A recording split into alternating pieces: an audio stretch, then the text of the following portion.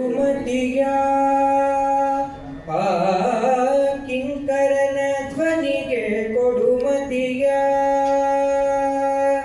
ಪಂಕಜನಾಭರ ಸೊಸೆಯ ಸರಸ್ವತಿ ಕಿಂಕರಂಭೆ ಸುರರಂಭೆ ದಂತದಾಳಿಂಬೆ ನಿಕುರುಂಭೆ ಸುರರಂಭೆ ದಂತದಾಳಿಂಬೆ ಭಕುತಿಯಲ್ಲಿ ಕಾಂಬೆ ನಿನ್ನ ನಾಮವನುಂಬೆ ಕಿಂಕರನ ಧ್ವನಿಗೆ ಕೊಡುಮತಿಯ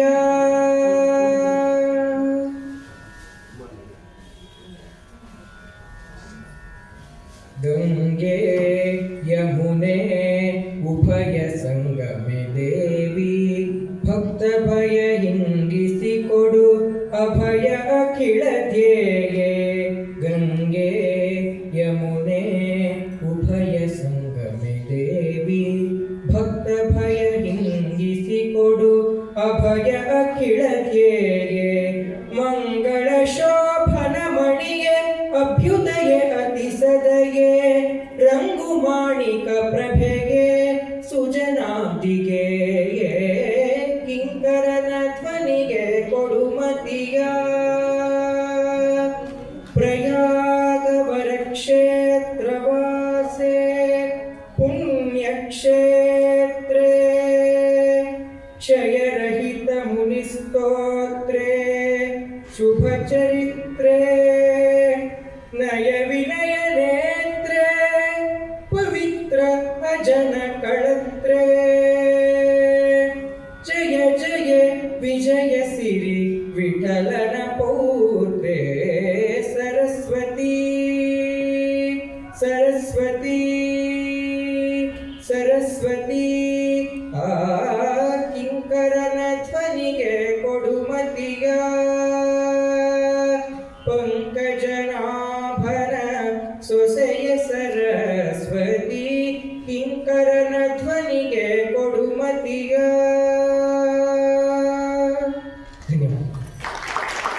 ಅತ್ಯಂತ ಸುಮಧುರ ಕಂಠದಿಂದ ಸ್ತುತಿಸಿದಂತಹ ಚಿರಂಜೀವಿ ವಿಭವ ಕ್ರಮಧಾರಿಗಳಿಗೆ ಧನ್ಯವಾದಗಳು. ಇದೀಗ ಎಲ್ಲರನ್ನ ಸ್ವಾಗತಿಸಿ ಅತಿಥಿವರ್ಯರ ಪರಿಚಯವನ್ನು ಮಾಡಿಕೊಡ್ಬೇಕು ಅಂತ ಹೇಳಿ ಡಾಕ್ಟರ್ ರೇಣುಕಾ ಪ್ರಸಾದ್ ಖಜಾಂಚಿಗಳು ಗಮಕ ಭಾರತಿ ಚಾರಿಟಬಲ್ ಟ್ರಸ್ಟ್ ತುಮಕೂರು ಇವರಲ್ಲಿ ವಿನಂತಿಸಿಕೊಳ್ತಾ ಇದ್ದೇನೆ.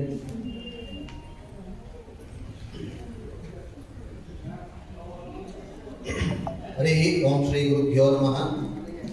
ಗಮಕ ಹಬ್ಬ 2025ಕ್ಕೆ ಆಗಮಿಸಿರ್ತಕ್ಕಂಥ ಎಲ್ಲರನ್ನ ಸ್ವಾಗತಿಸ್ತಕ್ಕಂಥ ಸಂದರ್ಭ ನಮಗಾಗಿದೆ.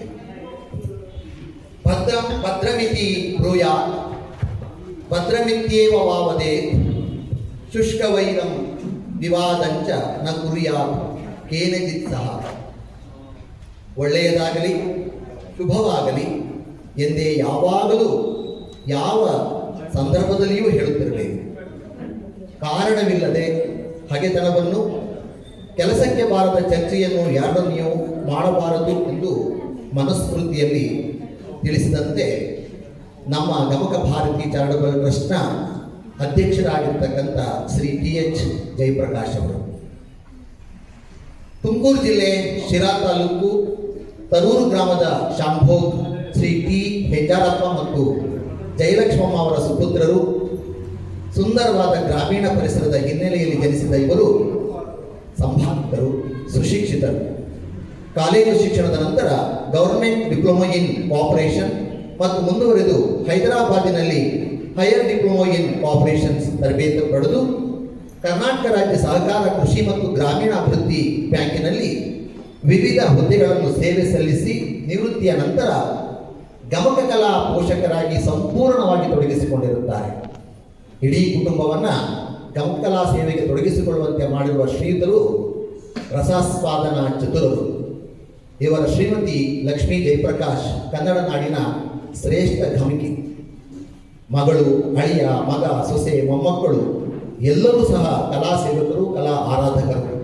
ತುಂಬು ಕುಟುಂಬಿ ಶ್ರೀ TH ಜಯಪ್ರಕಾಶ್ ಅವರಿಗೆ 3 ಸಂಘಟನೆಗಳ ಪರವಾಗಿ ಆತ್ಮೀಯ ಸ್ವಾಗತವನ್ನು ಕೋರುತ್ತಾ ಈ ಸಮಾರಂಭದ ಅಧ್ಯಕ್ಷತೆಯನ್ನು ವಹಿಸಿಕೊಳ್ಳಬೇಕೆಂದು ಅತ್ಯಂತ ವಿನಯದಿಂದ ಅವರನ್ನು ಕೇಳಿಕೊಳ್ತಿದ್ದೇನೆ.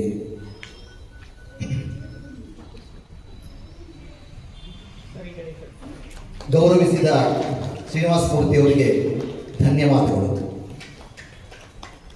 ಕಾಣುವವರು ಡಾಕ್ಟರ್ ಎಸ್.ವಿ. ಪದ್ಮಪ್ರಸಾದ್ ಅವರು, PhD ಪದವೀಧರರಾದ ಶ್ರೀಯುತರು ದಣಿವರಿಯದ ಅಧ್ಯಯನಶೀಲರು, ಬೋಧಕರು, ಸಂಶೋಧಕರು, ಪ್ರವಚನಕಾರರು, ಮಾರ್ಗದರ್ಶಕರು, ಭಾಷಾತಜ್ಞರು, ಕನ್ನಡ ನಾಡಿನ ಅಪರೂಪದ ವಿದ್ವಾಂಸರು, ಜೈನ ಸಾಹಿತ್ಯ ಪರಿಣಿತರು, 106 ಕೃತಿಗಳನ್ನು ರಚಿಸಿ ಸದ್ದುಗದ್ದಲವಿಲ್ಲದೆ ತಮ್ಮಷ್ಟಕ್ಕೆ ತಾವು ಕನ್ನಡಾಂಬೆಯ ಸೇವೆಯಲ್ಲಿ ನಿರತರಾಗಿ ಹೊಲಿನಿನ್ನ ತುಟಿಗಳನ್ನು ಮಂಕುತಿಮ್ಮ ಎಂಬಂತೆ ಕಾಣುವ ಡಾಕ್ಟರ್ ಪದ್ಮಪ್ರಸಾದ್ ಅವರ ಸಾಹಿತ್ಯ ಸೇವೆಗೆ ನಾವು ಮಣಿಯಲೇಬೇಕು. ನಾಟಕಗಳು, ಕವಿತೆ, ಸಾಹಿತ್ಯ, ವಿಮರ್ಶೆ, ಜಾನಪದ, ಪ್ರವಾಸ ಕಥನ, ಜೀವನ ಚರಿತ್ರೆ, ಹಳಗನ್ನಡ ಗ್ರಂಥ ಸಂಪಾದನೆ, ಸಾಹಿತ್ಯ ಚರಿತ್ರೆ, 3500 ಪುಟಗಳ ಬೃಹತ್ ಕನ್ನಡ ಜೈನ ಸಾಹಿತ್ಯ ಚರಿತ್ರೆಯ 6 ಸಂಪುಟಗಳನ್ನು ಸಂಪಾದಿಸಿ ಪ್ರಕಟಿಸಿರುವ ಏಕೈಕ ಜೈನ ಕನ್ನಡ ವಿದ್ವಾಂಸರಿಗೆ ಗಮಕ ಭಾರತಿ ಚಾರಿಟಬಲ್ ಟ್ರಸ್ಟ್ ಸೇರಿದಂತೆ 3 ಸಂಸ್ಥೆಗಳು ಸಗೌರವದಿಂದ ಶ್ರೀತರ ಸಾಹಿತ್ಯ ಸಾಧನೆಯನ್ನು ಶ್ಲಾಘಿಸಿ ಕೊಡಮಾಡುತ್ತಿದೆ. ಗೊಮ್ಮಟೇಶ್ವರ ವಿದ್ಯಾಪೀಠ ಪ್ರಶಸ್ತಿ, ಕಾಂತಾವರ ಪುರಸ್ಕಾರ, ಚಾವುಂಡರಾಯ ಪ್ರಶಸ್ತಿ, ವರ್ಧಮಾನ ಸಾಹಿತ್ಯ ಪ್ರಶಸ್ತಿಯೂ ಸೇರಿದಂತೆ ಅನೇಕ ಪ್ರಶಸ್ತಿಗಳಿಗೆ ಭಾಜನರಾದ ಶ್ರೀಯುತರು ಶಿವಮೊಗ್ಗ ಜಿಲ್ಲೆಯ ಹೊಸನಗರ ತಾಲೂಕಿನವರು ಶ್ರೀಮತಿ ಚೆನ್ನಮ್ಮ ಮತ್ತು ಪಾಯಪ್ಪ ಶೆಟ್ಟಿ ಅವರ ಸುಪುತ್ರರಾದ ಡಾಕ್ಟರ್ ಎಸ್.ವಿ. ಪದ್ಮಪ್ರಸಾದ್ ಅವರನ್ನು ಗಮಕ ಹಬ್ಬ 2025 ಉದ್ಘಾಟನೆ ಮಾಡಿಕೊಡಬೇಕು ಅಂತ ಕೇಳಿಕೊಂಡಾಗ ಅವರು ಸಂತೋಷದಿಂದ ಆಗಮಿಸಿದ್ದಾರೆ. ಅವರಿಗೆ ಅನಂತ ಧನ್ಯವಾದಗಳನ್ನು ಸಗೌರವದಿಂದ ಸ್ವಾಗತವನ್ನು ಕೋರುತ್ತಿದ್ದೇವೆ. ಕರ್ನಾಟಕ ಗಮಕಲಾ ಪರಿಷತ್ತು ಗಮಕ ಕಲೆಗಾಗಿ ಅದು ಸೀಮಿತವಾಗಿರ್ತಕ್ಕಂಥ ಯತ್ರಾಲಸ್ಯ ವಿಹೀನಿತ ನಯವಿಕ್ರಮ ಸಂಯೋಗ ತತ್ರ ಶ್ರೀರಚನಾ ಧ್ರುವಂ. ಎಲ್ಲಿ ಉತ್ಸಾಹಪೂರ್ವಕವಾಗಿ ಪ್ರಯತ್ನ ನಡೆಯುವುದೋ, ಎಲ್ಲಿ ಸೋಮಾರಿತನವೂ ಇಲ್ಲವೋ, ಎಲ್ಲಿ ನೀತಿ ಮತ್ತು ಪರಾಕ್ರಮಗಳು ಜೊತೆಗೂಡಿರುತ್ತವೆಯೋ ಅಲ್ಲಿ ಸಂಪತ್ತು ಸ್ಥಿರವಾಗಿ ನೆಲೆಯುತ್ತದೆ. ಪಂಚತಂತ್ರದ ಈ ಮಾತಿಗೆ ಅನ್ವಯ ಯೋಗ್ಯರು ಡಾಕ್ಟರ್ ಎ.ವಿ. ಪ್ರಸನ್ನ ಅವರು. ಉತ್ಸಾಹದ ಚಿಲುಮೆ, ಪ್ರಯತ್ನದ ಸಫಲತೆ, ಆಡಳಿತಾತ್ಮಕ ಸೂಕ್ಷ್ಮತೆ ಮತ್ತು ಸ್ನೇಹಪರ ಚಿಂತನೆಯಿಂದ ಸದಾ ಎಲ್ಲರೂ ಬಯಸುವ ಗುಣಶೀಲರು ನಮ್ಮ ಕರ್ನಾಟಕ ಗಮಕಲಾ ಪರಿಷತ್ತಿನ ಅಧ್ಯಕ್ಷರು. ತುಮಕೂರಿನ ಗಮಕಲಾ ಪರಿಷತ್ತಿನೊಂದಿಗೆ ದಶಕಗಳ ಕಾಲದಿಂದಲೂ ಒಡನಾಟ ಹೊಂದಿರುವ ಶ್ರೀಯುತರು ಕನ್ನಡ ನಾಡಿನ ಅಪರೂಪದ ವಿದ್ವಾಂಸರು, ಕನ್ನಡ ನಾಡು ಕಂಡ ಶ್ರೇಷ್ಠ ವ್ಯಾಖ್ಯಾನ ಪರಿಣಿತರು. ಪಾತಾಳ ಗರಡಿಯಂತೆ ಕಾವ್ಯದಲ್ಲಿನ ಸೂಕ್ಷ್ಮಾಂಶಗಳನ್ನು ಹೆಕ್ಕಿ ಸಭಿಕರಿಗೆ ಪರಿಚಯ ಮಾಡಿಸುವ ಇವರ ವ್ಯಾಖ್ಯಾನದಲ್ಲಿ ಅಧ್ಯಯನದ ಆಳ, ವಿಸ್ತಾರ ಎರಡನ್ನೂ ಗಮನಿಸಬಹುದು.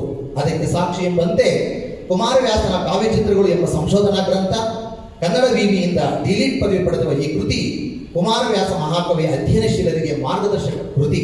ಕುಮಾರವ್ಯಾಸನ ಕಿಂಕರರಾದ ಇವರು ಗದಗದಲ್ಲಿ ಕುಮಾರವ್ಯಾಸ ವಿಗ್ರಹ ಪ್ರತಿಷ್ಠಾಪನೆ, ತುಮಕೂರು ವಿವಿಯಲ್ಲಿ ಕುಮಾರವ್ಯಾಸ ಪೀಠ ಸ್ಥಾಪನೆ, ಜೊತೆಗೆ ಸರ್ಕಾರಕ್ಕೆ ಸೂಕ್ತ ಸಲಹೆ ನೀಡಿ ಕುಮಾರವ್ಯಾಸ ಪ್ರಶಸ್ತಿ ಸ್ಥಾಪನೆಯಾಗುವುದಕ್ಕೆ ಮೂಲ ಕಾರಣೀಭೂತರಾದ ಶ್ರೀಯುತರು ಕರ್ನಾಟಕ ಕಲಾಶ್ರೀಯಾಗಿಯೂ ಸೇರಿದಂತೆ ಹಲವಾರು ಶ್ರೇಷ್ಠ ಪ್ರಶಸ್ತಿಗಳಿಗೆ ಭಾಜನರಾಗಿದ್ದಾರೆ. ಹಾಸನ ಜಿಲ್ಲೆ ಆಲೂರು ತಾಲೂಕು ಪೊನ್ನಾತಪುರದ ಗ್ರಾಮದ ವೆಂಕಟನಾರಾಯಣಪ್ಪ ಮತ್ತು ಪಾರ್ವತಮ್ಮ ಅವರ ಸುಪುತ್ರರಾದ ಡಾಕ್ಟರ್ ಎ.ವಿ. ಪ್ರಸನ್ನ ಅವರು 75 ವರ್ಷಗಳ ಯುವಕರು.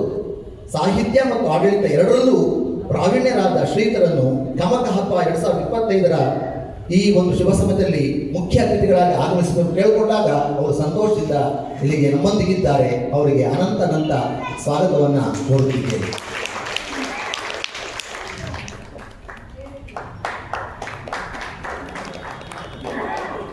ಇಂದಿನ ರಾಜಕಾರಣದಲ್ಲಿ ವಿದ್ಯಾವಂತರು, ಸಜ್ಜನರು ಸಿಗುವುದೇ ಅಪರೂಪ. ಆದರೆ ತುಮಕೂರು ವಿಧಾನಸಭಾ ಕ್ಷೇತ್ರ ನಾವು ಪುಣ್ಯವನ್ನು ಮಾಡಿದ್ದೇವೆ.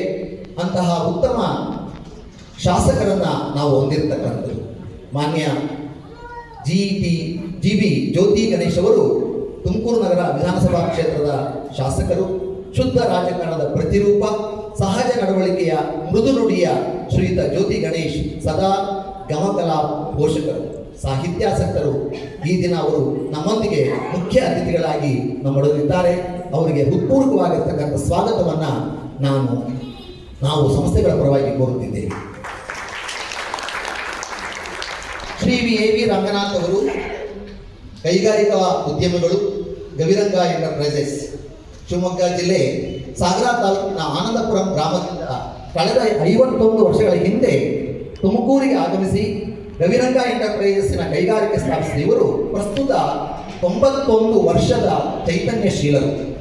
ಸಾವಿರಾರು ಮಂದಿಯ ಕುಟುಂಬಗಳ ಅನ್ನದಾತರಾದ ಶ್ರೀ ಎ.ವಿ. ರಂಗನಾಥ್ ಗಮಕಲಾ ಪೋಷಕರು ಪ್ರತಿ ವರ್ಷ ತಮ್ಮ ಪತ್ನಿ ಶ್ರೀಮತಿ ಸುಂದರಾ ರಂಗನಾಥ್ ಅವರೊಂದಿಗೆ ಆಗಮಿಸಿ ಕಾವ್ಯರಸ ಅನಂತರಾಮ್ ಅದಮ್ಯ ಗಮಕ ಚೇತನ ತುಮಕೂರು ಸುನಂದ ಅವರ ಆದ್ಯ ಶಿಷ್ಯರು. ಇವರ ಉಚ್ಛ್ವಾಸ ಮತ್ತು ನಿಶ್ವಾಸ ಒಂದೇ ಹೇಳುತ್ತದೆ, ಸೇವೆ ಸೇವೆ ಸೇವೆ. ಹಮ್ಮು ಬಿಮ್ಮಿಲ್ಲದೆ ವ್ಯಕ್ತಿತ್ವದ ಅನಂತರಾಮು ಉಪವಿಭಾಗಾಧಿಕಾರಿಗಳಾಗಿ ಎಸ್ಟಿಯಾಗಿ ಸರ್ಕಾರಿ ಸೇವೆ ಸಲ್ಲಿಸಿ ನಿವೃತ್ತರಾದ ನಂತರ ಗಂಡ ಹೆಂಡತಿ ಇಬ್ಬರೂ ಸಹ ಸಮಾಜ ಸೇವೆಯಲ್ಲಿ ತೊಡಗಿಕೊಂಡಿದ್ದಾರೆ. ಪತಿ ಪತ್ನಿಯರು ಒಂದಾದ ಸೇವೆ ಶಿವನಿಗೆ ಒಪ್ಪುವುದು ಎನ್ನುವ ರೀತಿಯಲ್ಲಿ ಶ್ರೀಮತಿ ಶ್ರೀದೇವಿ ಅನಂತರಾಮ ಮತ್ತು ಅನಂತರಾಮ್ ಇಬ್ಬರೂ ಕೂಡ ಗಮಕಲೆಗೆ ಸಂಪೂರ್ಣವಾಗಿ ತಮ್ಮನ್ನು ತೊಡಗಿಸಿಕೊಂಡಿದ್ದಾರೆ. ಅವರ ಪರಿಪೂರ್ಣ ಪರಿಚಯವನ್ನ ಗಮಕಲಾ ಶ್ರೀ ಪ್ರಧಾನ ವೇಳೆಯಲ್ಲಿ ಆಗ್ತದೆ. ಶ್ರೀಧರಿಗೆ ಆತ್ಮೀಯವಾದ ಸ್ವಾಗತವನ್ನ ನಾನು ನಮ್ಮನ್ನೆಲ್ಲರ ಪರವಾಗಿ ಹೃತ್ಪೂರ್ವಕವಾಗಿ ನಾನು ಕೋರುತ್ತಿದ್ದೇನೆ. ಈ ದಿನದ ಕಾವ್ಯ ಭಾಗ ಭಕ್ತ ಕುಟುಂಬಿ ಅರ್ಜುನನ ಬಗ್ಗೆ ಬರಮಾಡಿಕೊಂಡಂತಹ ಡಾಕ್ಟರ್ ರೇಣುಕಾ ಶಕ್ತಿ ರೂಪೇಣ ಸಂಸ್ಥಿತ ನಮಸ್ತಸ್ಯೈ ನಮಸ್ತಸ್ಯೈ ನಮಸ್ತಸ್ಯೈ ನಮೋ ನಮಃ. ಕ್ಷೇತ್ರ ದೇವತೆ ಕನ್ನಿಕಾ ಪರಮೇಶ್ವರಿಯ ಪಾದಗಳಿಗೆ ನಮಸ್ಕರಿಸುತ್ತಾ ಶ್ರೀ ಲಕ್ಷ್ಮೀನಾರಾಯಣ ಮತ್ತು ಶ್ರೀ ಪರಶಿವನ ಪಾದಕ್ಕೆ ನಮಸ್ಕರಿಸುತ್ತಾ ಗಮಕ ಹಬ್ಬ 2025 ಪ್ರಾಸ್ತಾವಿಕ ನುಡಿಗಳನ್ನು ತಮ್ಮ ಮುಂದೆ ಪ್ರಸ್ತುತಪಡಿಸಲಿಕ್ಕೆ ನಾನು ನಿಂತಿದ್ದೀನಿ. ಕಾರ್ಯಕ್ರಮದ ಅಧ್ಯಕ್ಷರಾದ ಶ್ರೀಯುತ ಟಿ ಎಚ್ ಜಯಪ್ರಕಾಶ್ ಅವರೇ, ಹಿರಿಯ ವಿದ್ವಾಂಸರಾದ ಡಾಕ್ಟರ್ ಎಸ್ ಪಿ ಪದ್ಮಪ್ರಸಾದ್ ಅವರೇ, ನನ್ನ ಗುರುಗಳು ಕರ್ನಾಟಕ ಗಮಕಲಾ ಪರಿಷತ್ತಿನ ಪ್ರಾಂತ ಅಧ್ಯಕ್ಷರಾದ ಡಾಕ್ಟರ್ ಕೆ ವಿ ಪ್ರಸನ್ನ ಅವರೇ, ನಮ್ಮೆಲ್ಲರ ಆತ್ಮೀಯರು ಆದಂಥ ಜನಪ್ರಿಯ ಶಾಸಕರಾದ ಜೆ ಪಿ ಜ್ಯೋತಿ ಗಣೇಶ್ ಅವರೇ ಮತ್ತು ಇವತ್ತಿನ ಗಮಕ ಕಲಾಶ್ರೀ ಪ್ರಶಸ್ತಿಯನ್ನು ಸ್ವೀಕಾರ ಮಾಡಲಿಕ್ಕೆ ಇರುವಂಥ ಗಮಕಿ ಜೆ ಎಸ್ ಅನಂತರಾಮರವರೇ ಮತ್ತು ಎಲ್ಲ ಬಂಧುಗಳೇ, ಗಮಕ ಕಲಾ ಪರಿಷತ್ತು ಸುಮಾರು 45 ವರ್ಷಗಳ ಹಿಂದೆ ನಮ್ಮೆಲ್ಲರ ಪ್ರೀತಿಯ ಗುರುಗಳಾದ ಡಾಕ್ಟರ್ ಎಲ್ ಸಿದ್ಧಗಂಗದೇವರ ಅಮೃತ ಹಸ್ತದಲ್ಲಿ ಇಲ್ಲಿ ಪ್ರಾರಂಭ ಆಯಿತು. ವಿಶೇಷ ಅಂತ ಹೇಳಿದ್ರೆ ತುಮಕೂರು ಗಮಕ ಕಲಾ ಪರಿಷತ್ಗೆ ಅದರದೇ ಆದ ಒಂದು ಹಿರಿಮೆ ಇದೆ. ಇದನ್ನು ಉದ್ಘಾಟನೆ ಮಾಡಿದವರು ಎಂ ರಾಘವೇಂದ್ರ ರಾಯರು. ಅಲ್ಲಿಂದ ಈ ಗಮಕದ ಸೇವೆ ನಿರಂತರವಾಗಿ ನಡ್ಕೊಂಡು ಬರ್ತಾ ಇದೆ ತುಮಕೂರಿನಲ್ಲಿ. ಸಿದ್ಧಗಂಗದೇವರ ಪ್ರೀತಿಯ ಶಿಷ್ಯರಾದ ನಮ್ಮೆಲ್ಲರ ಪ್ರೀತಿಯ ಗುರುಗಳಾದ ಕೀರ್ತಿಶೇಷ ಕರ್ನಾಟಕ ಕಲಾಶ್ರೀ ತುಮಕೂರು ಸುನಂದ ಅವರ ಒಂದು ಮಾರ್ಗದರ್ಶನದಲ್ಲಿ ಕಳೆದ 40 ವರ್ಷಗಳಿಂದ ಇಲ್ಲಿ ಗಮಕದ ಜಾತ್ರೆ ನಡೀತಾ ಇದೆ. ನಮ್ಮ ಗುರುಗಳು ಮಾಡಿದಂಥ ಗಮಕ ಸೇವೆಯ ಫಲವಾಗಿ ಇವತ್ತು ತುಮಕೂರಿನಲ್ಲಿ ಅತ್ಯಂತ ಸಂತೋಷದಿಂದ ನಾನು ಹೇಳ್ಕೊಳ್ತೀನಿ, ಪುಸ್ತಕ ಸಹಿತವಾಗಿ ಕಾರ್ಯಕ್ರಮಕ್ಕೆ ಭಾಗವಹಿಸುವಂಥ ಸುಮಾರು 150ರಿಂದ 200 ಜನ ಗಮಕಿಗಳು ಈ ಗಮಕ ಹಬ್ಬದಲ್ಲಿ ಭಾಗವಹಿಸ್ತಾರೆ. ನಮ್ಮ ಗುರುಗಳು ಮಾಡಿದ ಸಾಧನೆ ಅದು.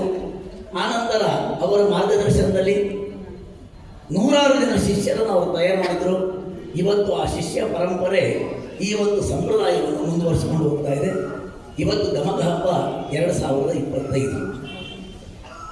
ಮೊದಲು ಗಮಕ ಕಲಾ ಪರಿಷತ್ ಆಗಿದ್ದು, ಮುಂದಿನ ದಿನಗಳಲ್ಲಿ ಗಮಕ ಭಾರತಿ ಚಾರಿಟಬಲ್ ಟ್ರಸ್ಟ್ ಆಯಿತು. ಗಮಕ ಭಾರತಿ ಚಾರಿಟಬಲ್ ಟ್ರಸ್ಟ್ ಆದಮೇಲೆ ಇದು 26ನೇ ವರ್ಷದ ಕಾರ್ಯಕ್ರಮ. ಬಂಧುಗಳೇ, ಕನ್ನಡ ಕಾವ್ಯವನ್ನು, ಕವಿಗಳ ಭಾವನೆಯನ್ನು, ಕವಿಗಳ ಸಾಧನೆಯನ್ನು ಜನಸಾಮಾನ್ಯರಿಗೆ ತಲುಪಿಸುವ ಕೆಲಸವನ್ನು ಶ್ರೇಷ್ಠ ವಿಶ್ವವಿದ್ಯಾನಿಲಯಗಳು ಮಾಡಬೇಕಾಗಿತ್ತು, ದೊಡ್ಡ ದೊಡ್ಡ ವಿದ್ವಾಂಸರುಗಳು ಮಾಡಬೇಕಾಗಿತ್ತು. ಯಾವಾಗ ಅವರು ಈ ಕಾವ್ಯಗಳ ಗದ್ಯ ಭಾಗದ ಕಡೆಗೆ ಮನಸ್ಸು ಕೊಟ್ಟರು, ಆಗ ಗಮಕಿಗಳಿಗೆ ಅನ್ನಿಸ್ತು ಕವಿಯ ಭಾವನೆಯನ್ನು ನೇರವಾಗಿ ತಲುಪಿಸಬೇಕು ಅಂದರೆ ಅದಕ್ಕಿರುವಂಥ ಏಕಮೇವ ಮಾರ್ಗ ಗಮಕ ಅಂತೇಳಿ. ಆ ಒಂದು ಕಾರಣದಿಂದಾಗಿ ಗಮಕ ಕಲಾ ಪರಿಷತ್ತಿನ ಜನ್ಮ ಆಯಿತು. ಮುಂದೆ ಇವತ್ತು ನಮಗೆಲ್ಲ ಗೊತ್ತಿರೋ ಹಾಗೆ ಇಡೀ ಕರ್ನಾಟಕದಲ್ಲಿ ಕನ್ನಡ ಕಾವ್ಯವನ್ನು ಪಂಪ, ರನ್ನ, ಜನ್ನ, ವಚನಕಾರರು ಎಲ್ಲರನ್ನೂ ಜೀವಂತವಾಗಿ ಉಳಿಸಿರುವಂಥದ್ದು ಇವತ್ತು ಗಮಕಿಗಳು ಅಂತ ಶ್ರೇಷ್ಠ ವಿದ್ವಾಂಸರುಗಳು ಇವತ್ತು ಮಾತು ಹೇಳ್ತಾ ಇದ್ದಾರೆ. ಈ ಒಂದು ಕಾರ್ಯ ಗಮಕಿಗಳಿಂದ ನಡೀತಾ ಇದೆ. ಆದರೆ ತಮ್ಮಂಥ ಪೋಷಕರು ಈ ಕಾವ್ಯವನ್ನು ಉಳಿಸುವ ದಿಕ್ಕಿನಲ್ಲಿ ಮಾಡ್ತಿರುವಂಥ ಸಹಾಯ ಏನಿದೆ ಗಮಕಿಗಳು ಮಾಡುವ ಕೆಲಸಕ್ಕಿಂತ ಒಂದು ಪಟ್ಟು ಹೆಚ್ಚಿನದು ಅಂತ ನಾನು ಭಾವಿಸ್ತೇನೆ. ತಮ್ಮೆಲ್ಲರ ಸಹಕಾರದಿಂದ ಈ ಗಮಕ ಕಲಾ ಪರಿಷತ್ತು ಮತ್ತು ಗಮಕ ಭಾರತಿ ಚಾರಿಟಬಲ್ ಟ್ರಸ್ಟ್ ಎರಡು ಅತ್ಯಂತ ಶ್ರೇಷ್ಠವಾದ ಕಾರ್ಯಗಳನ್ನು ಮಾಡ್ತಾ ಇವೆ. ಮನೆ ಮನೆಗಳಲ್ಲಿ ಗಮಕ, ತುಮಕೂರಿನ ಎಲ್ಲ ಬಡಾವಣೆಗಳಲ್ಲಿ ಕನ್ನಡದ ಎಲ್ಲ ಕಾವ್ಯಗಳನ್ನು ಮನೆಗೆ ತಲುಪಿಸಿರುವಂಥ ಕೀರ್ತಿ ಕರ್ನಾಟಕ ಗಮಕ ಕಲಾ ಪರಿಷತ್ ತುಮಕೂರು ಜಿಲ್ಲಾ ಸಮಿತಿ ಮತ್ತು ಗಮಕ ಭಾರತಿ ಚಾರಿಟಬಲ್ ಟ್ರಸ್ಟ್ ಇದು. ಇಲ್ಲಿವರೆಗೆ ಶಿಕ್ಷಕರ ಕಾರ್ಯಾಗಾರಗಳು, ಉಪನ್ಯಾಸಕರ ಕಾರ್ಯಾಗಾರಗಳು, ಕನ್ನಡ ಪಂಡಿತ ಶಾಲೆಯಲ್ಲಿ ಮಾಡಿದಂಥ ಕಾರ್ಯಕ್ರಮಗಳು, ಸಿದ್ಧಗಂಗೆಯ ಪೂಜ್ಯ ಶ್ರೀಗಳಾದ ಶಿವಕುಮಾರ ಸ್ವಾಮಿಗಳ ಚರಿತ್ರೆಯನ್ನು ಮನೆ ಮನೆಗೆ ತಲುಪಿಸುವಂಥ ಕಾರ್ಯಕ್ರಮವನ್ನು ಸಹ ಶಿವಕುಮಾರ ಚರಿತೆ ಹೆಸರಿನಲ್ಲಿ ಇವತ್ತು ತುಮಕೂರಿನ ಗಮಕಿಗಳು ಎಲ್ಲ ಕಡೆ ಪಸರಿಸ್ತಾ ಇದ್ದಾರೆ ಎನ್ನುವುದು ವಿಶೇಷ. ತುಮಕೂರಿನ ಎಲ್ಲೇ ಯಾವುದೇ ಕಾರ್ಯಕ್ರಮಗಳಾಗಲಿ ಅಲ್ಲಿ ಗಮಕದ ಒಂದು ಗೀತೆಯನ್ನು ನಾವು ಕೇಳುವಂಥ ಒಂದು ವಾತಾವರಣ ಇವತ್ತು ನಿರ್ಮಾಣ ಆಗಿದೆ. ಇದರ ನಡುವೆ ಇಲ್ಲೇನೇ ಇದೇ ಜಾಗದಲ್ಲೇನೆ ಕನ್ನಡದ ಎಲ್ಲ ಕಾವ್ಯಗಳ ಸಪ್ತಾಹಗಳು ನಡೆದಿದೆ. ಶ್ರೀಕೃಷ್ಣ ಚರಿತಾಮೃತವಿರ್ಬೋದು ಅಥವಾ ಶುಕಯೋಗಿ ವಿರಚಿತ ಕೃಷ್ಣ ಚರಿತಾಮೃತವಿರ್ಬೋದು ಮತ್ತು ಕುಮಾರವ್ಯಾಸ ಭಾರತ ಅಂತೂ ಸುಮಾರು ಸಾರಿ ಕಾರ್ಯಕ್ರಮಗಳಲ್ಲಿ ಮುಗಿದುಬಿಟ್ಟಿದೆ. ಸಮಗ್ರ ಕುಮಾರವ್ಯಾಸ ಭಾರತ ಅಧ್ಯಯನ ಕಾರ್ಯಕ್ರಮ ಇಲ್ಲಿ ನಡೆದಿದೆ. ಜೈಮಿನಿ ಭಾರತ ಕಾರ್ಯಕ್ರಮ ಅಧ್ಯಯನ ನಡೆದಿದೆ. ಹೀಗೆ ಗಮಕ ಸರಸ್ವತಿ ತುಮಕೂರಿನ ಜನರ ಮನಸ್ಸಿನಲ್ಲಿ ಅತ್ಯಂತ ಸ್ವಚ್ಛಂದವಾಗಿ ಶುಭ್ರವಾಗಿ ಹರಿಯುವಂಥ ಒಂದು ಅವಕಾಶ ಈ ಒಂದು ಪ್ರದೇಶದಲ್ಲಿ ನಡೀತಾ ಇದೆ.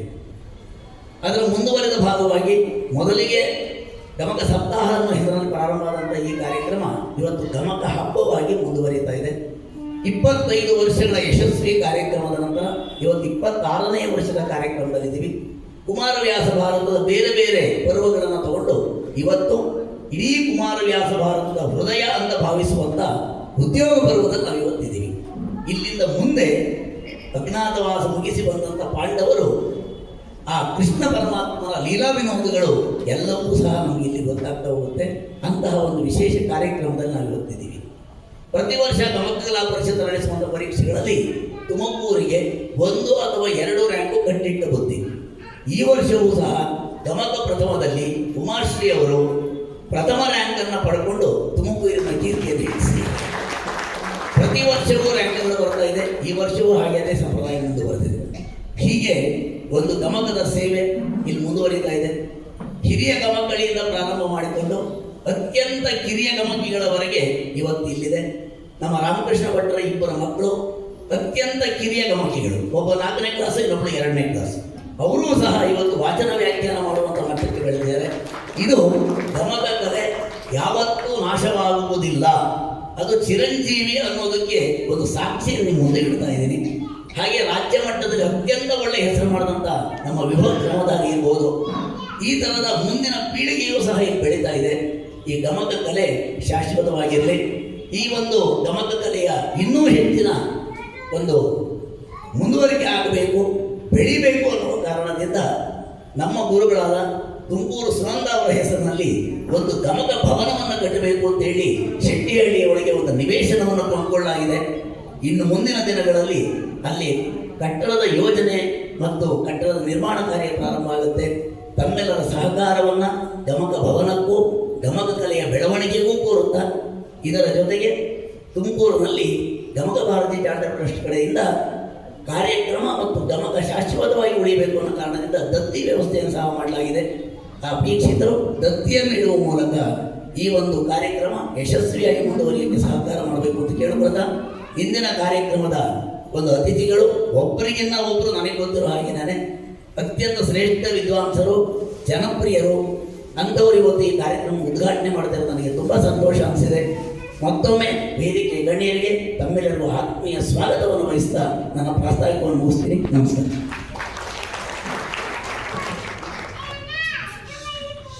ಪ್ರಾಸ್ತಾವಿಕ ಮಾತುಗಳನ್ನ ಆಡಿದಂತಹ ಶ್ರೀಯುತ GS ಶ್ರೀನಿವಾಸಮೂರ್ತಿ ಸರ್ ಅವರಿಗೆ ಧನ್ಯವಾದಗಳು. ಇದೀಗ 26ನೇ ರಾಜ್ಯ ಮಟ್ಟದ ಗಮಕ ವಾಚನ ವ್ಯಾಖ್ಯಾನ ಕಾರ್ಯಕ್ರಮದ ಉದ್ಘಾಟನೆ ದೀಪ ಬೆಳಗಿ ಉದ್ಘಾಟನೆಯನ್ನು ಮಾಡಬೇಕು ಅಂತ ಹೇಳಿ ಉದ್ಘಾಟಕರಾದಂತಹ ಶ್ರೀಯುತ ಡಾಕ್ಟರ್ SP ಪದ್ಮಪ್ರಸಾದ್ ಸರ್ ಇವರಲ್ಲಿ ವಿನಂತಿಸಿಕೊಳ್ತಾ ಇದ್ದೇನೆ. ವೇದಿಕೆಯ ಗಣ್ಯರು ದೀಪ ಬೆಳಗಿ ಕಾರ್ಯಕ್ರಮವನ್ನು ಉದ್ಘಾಟಿಸಬೇಕು. ದೀಪನ ತುಂಬ ಎತ್ತರ ಆಗ್ಬಿಡುತ್ತೆ. ಅಲ್ಲ ಇಲ್ಲಿಗ್ರಿ ಸರಿ, ಅಲ್ಲ ಇಲ್ಲಿಗ್ರಿ ಸರಿ ಹೋಗುತ್ತೆ, ಸರಿ ಹೋಗುತ್ತೆ.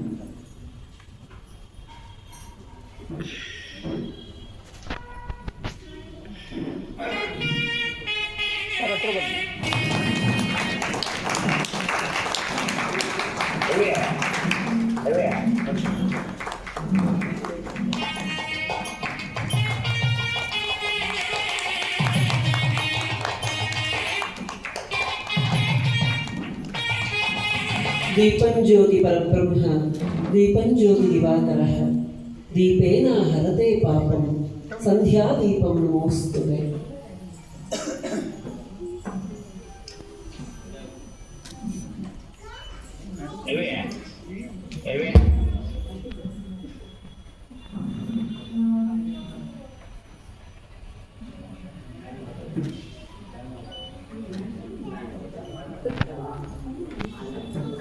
ಈ ಕಡೆ ಅಲ್ಲ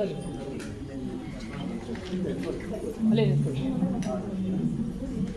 ಮೇಲೆ ಹೋಗಿ, ನೀವು ಮೇಲೆ ಹೋಗಿ ಸರ್, ಮೇಲೆ ಹೋಗಿ.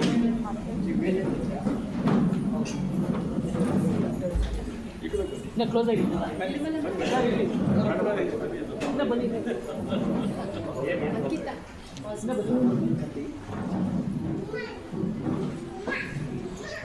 ನಮಸ್ಕಾರ. ತುಂಬ ಸುಸಂಸ್ಕೃತವಾದ ಈ ಸಭೆಯಲ್ಲಿ ಮಾತನಾಡೋದು ಒಂದು ಗೌರವದ ವಿಷಯ. ಒಬ್ಬ ಅಲಂಕಾರಿಕ ಶಾಸ್ತ್ರಜ್ಞ ಹೇಳ್ತಾನೆ, ಒಂದು ಸುಸಂಸ್ಕೃತ ಸಭೆಯಲ್ಲಿ ವೇದಿಕೆ ಬೃಹಸ್ಪತಿ, ಅಂದರೆ ವೇದಿಕೆಯಲ್ಲಿ ಇರ್ತಕ್ಕಂಥವರು ಬೃಹಸ್ಪತಿಯಷ್ಟು ಜ್ಞಾನಿಗಳು. ಹಾಗಾದರೆ ಸಭೆ ಸರಸ್ವತಿ. ಅಂಥ ಒಂದು ಸಭೆಯಲ್ಲಿ ಕಳೆದ ವರ್ಷ ಈ ಗಮಕ ಹಬ್ಬ ನಡೀತಾ ಇದ್ದಿದ್ದನ್ನು ನಾನು ಗಮನಿಸ್ತಾ ಇದ್ದೆ. ಒಂದೆರಡು ದಿನ ಬಂದು ಒಂದು ಸ್ವಲ್ಪ ಹೊತ್ತು ಕೂತ್ಕೊಂಡು ಕೂಡ ಹೋಗಿದ್ದೆ. ಅಂಥ ಒಂದು ಸಂಭ್ರಮದ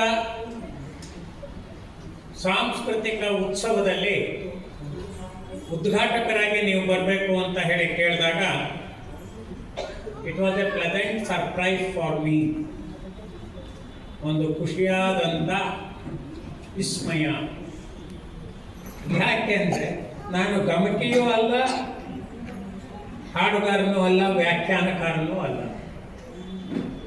ಆದರೂ ಏನೋ ಕರೆದಿದ್ದಾರೆ. ಬಹುಶಃ ಸಿದ್ದರಾಮಯ್ಯನವರು ಮತ್ತು ಗೆಳೆಯರ ನಂಬಿಕೆ ಇರಬೇಕು. ಅದು ನನ್ನ ಬಗ್ಗೆ ಪರಿಚಯ ಮಾಡಿಕೊಡ್ಬೇಕಾದ್ರೆ ಆಗ ಈಗ ತುಂಬ ಮಾತಾಡಿದ್ರು. ಯಾರು ಒಬ್ಬನ ಬಗ್ಗೆ ಏನೇ ಹೊಗಳಲಿ, ನಾವು ಮಾತಾಡ್ಲಿಕ್ಕೆ ನಿಂತಾಗ ನಮ್ಮ ನಿಜವಾದ ಬಣ್ಣ ಏನು ಅನ್ನೋದು ಗೊತ್ತಾಗ್ಬಿಡುತ್ತೆ.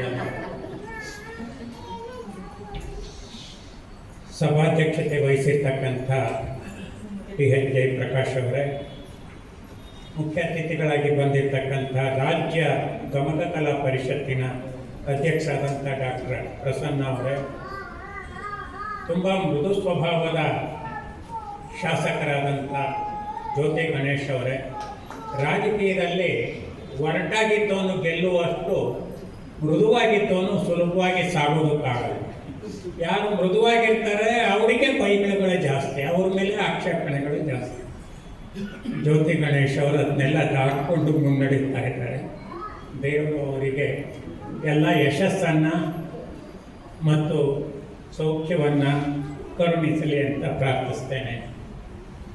AV ರಂಗನಾಥ್ ಅವರೇ, ಇವತ್ತಿನ ಈ ಹಬ್ಬದಲ್ಲಿ ಪ್ರಶಸ್ತಿ ಪ್ರದಾನವನ್ನು ಪ್ರಶಸ್ತಿಯನ್ನು ಪಡಿತಕ್ಕಂಥ ಗಮಕಿ ಅನಂತರಾಮ್ ಅವರೇ, ಉಳಿದ ಎಲ್ಲ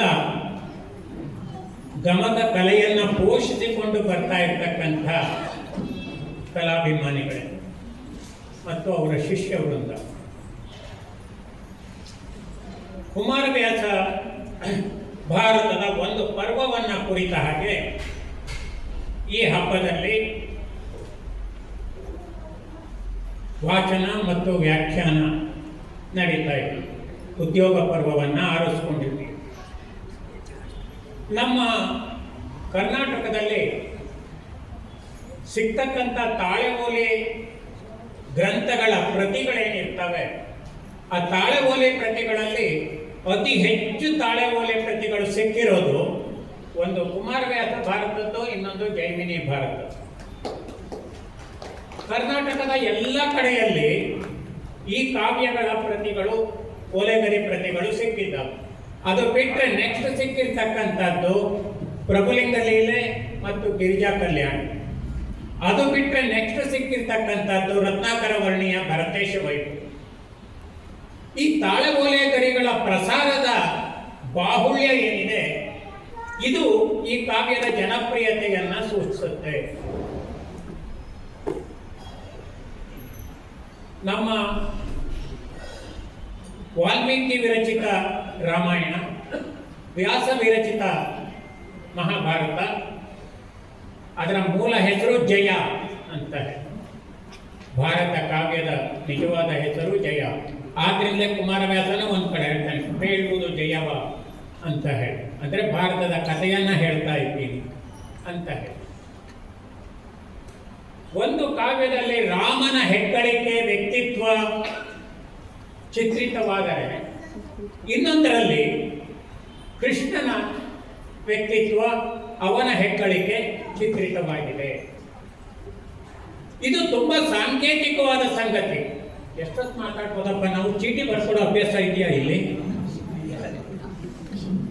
ಯಾಕೆ ನಾನೊಂದು ಅರ್ಧ ಗಂಟೆ ಅಂತ ಮನಸ್ಸಿನಲ್ಲಿ ಅಂದ್ಕೊಂಡಿದ್ದೀನಿ. ಯಾಕೆಂದ್ರೆ ಈ ಮಧ್ಯೆ ಚೀಟಿ ಬಂದ್ಬಿಡುತ್ತಲ್ಲ, ಗಂಟಲ್ಲಿ ಏನೋ ಕಲ್ಸಿ ಕಂಡಂಗ. ರಾಮ ಎಂತಹ ಸನ್ನಿವೇಶದಲ್ಲೂ ತತ್ವವನ್ನ ಬಿಟ್ಟು ಕೊಡದಂತಹ ಒಬ್ಬ ಆದರ್ಶವಾದಂತಹ ಪುರುಷ. ಅವನು ಮರ್ಯಾದಾ ಪುರುಷೋತ್ತಮ. ತುಳಸಿ ರಾಮಾಯಣದಲ್ಲಿ ಬರುತ್ತೆ, ಪ್ರಾಣ್ ಜಾಯೆ ಪರ್ ವಚನ್ ನ ಜಾಯೆ. ಕೃಷ್ಣ ತತ್ವ ಪ್ರಿಯನಾದರೂ ಕೂಡ ಲೌಕಿಕ ಸಂದರ್ಭಗಳಲ್ಲಿ ಯಾವ ಸಂದರ್ಭಕ್ಕೆ ಹೇಗೆ ನಡ್ಕೊಳ್ಬೇಕು ಅನ್ನೋದನ್ನ ಬಲ್ಲವನಾಗಿದ್ದಂತ ಎ ಫಿಲಾಸಫರ್ ಅಂಡ್ ಡಿಪ್ಲೊಮ್ಯಾಟ್.